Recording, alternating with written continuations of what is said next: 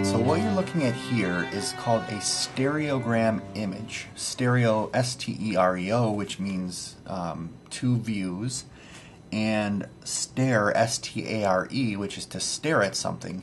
When I was in my last year of high school, my first year of college, someone gave me a program called Stereogram Imager, which let you draw 12 layers deep, simple geometric shapes, meaning circles, squares, rectangles, etc. I think maybe even font, and you could position, a square and then a circle and then a square at different levels. And when you stared at this image, it would create a 3D picture. So these were a fad in the late 80s, I guess. And what you would do, I don't know if you can do it with this view. I'm going to have to test this out, and I'm going to try to digitize these some way. But what you do is you would stare at these two dots and let your eyes go out of focus until they kind of moved together and became one dot. And when you did that, your eyes would be positioned correctly to look at these randomized dots down here, although they're not actually random, because when you do that, your two perspectives of view overlap and the image becomes clear, and you suddenly see the image at different layering. So I'm just going to go through and I'm going to name the pictures that I have, and if I can get digital images of them, you're going to see the digital images here instead of me just holding up this screen of static. One other thing I will say, when I was in college, I created a Visual Basic program which would take these still images and just put them up one after another, like let's say maybe 5 frames per second, something like that. And what I did is I created a whole series of these 3D images. I think one was of a plane flying across clouds. And if you focused your eyes right and watched the screen, you could see the plane in 3D fly across the clouds. If you just looked at the screen without focusing your eyes, it looked like static on a TV screen. And I always thought that would be a cool special effect to put into a movie with a hidden message, but I never did. So I'm going to read off the titles of all the ones I made. And then, interestingly enough, I don't know if these metrics are from these or not, but I wrote down things like the two dots are they're 64 dots apart. 2.1 centimeters is 135 over 160th of an inch. It's got margins of the paper. So I was obviously calculating something and how big to make these pictures. So then I didn't write on the back of this one what it actually is. But what it is it's the X-Men symbol. So it's a circle with an X through the middle.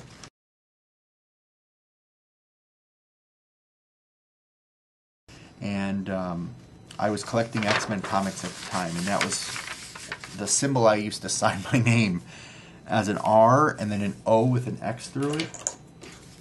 I'm just going to draw it. And then an N. And this is how I used to sign my name, R-O-N, with an X through it. For, I don't know, some stupid reason. This is a checkerboard.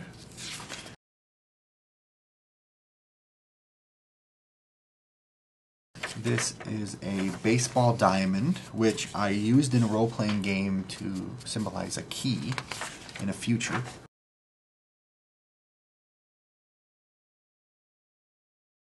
This is a roller coaster.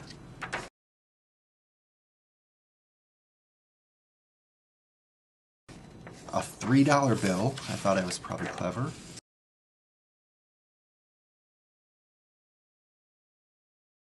This is a tongue and a mouth going blah, blah, blah, blah, blah.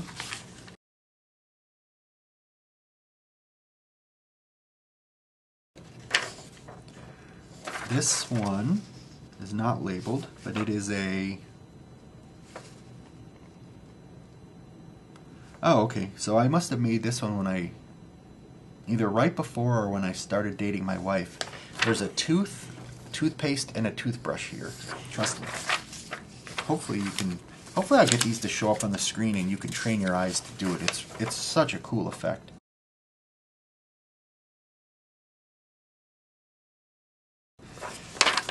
This one is also not labeled. This one says Qzar. So my friends and I used to play Qzar. That was the first laser tag place that opened around my house.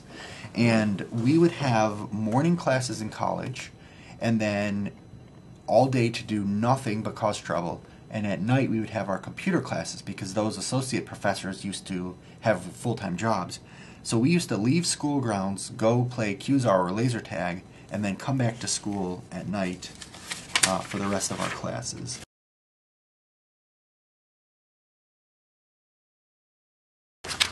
This one's labeled as a space shuttle.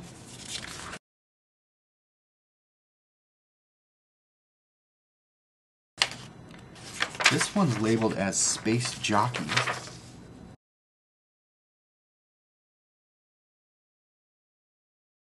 Okay, what it is it's a spaceship flying straight at you with the word Space Jockey above it. This is dinosaurs, so you could see I was trying to cover every possible theme.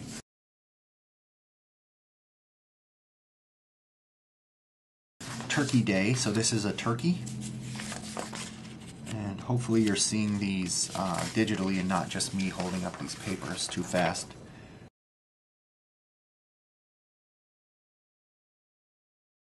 This is a carousel horse. I was pretty proud of this one. So I was definitely dating my wife at the time because she was going into school for dental hygiene and she loved carousel horses.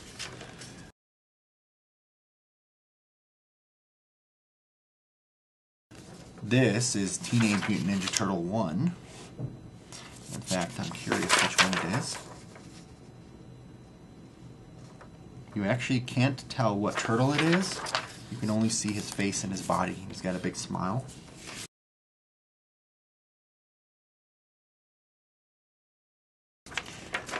This is Star Trek, so this is the Enterprise, I think, by a large planet.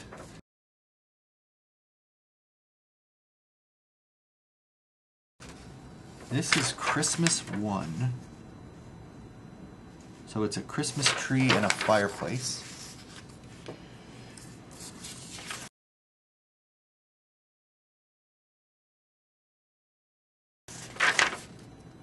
This is a rabbit sharing a carrot, so that must have been Easter inspired. So that's it. That's my Teenage Mutant Ninja Turtles folder. I hope you enjoyed taking a look at it with me. I'm Ron Smilik, and it was fun for me to dig back through my past that I kind of forgot some of the details, but they're very clear now, and I'm glad I could share it with you.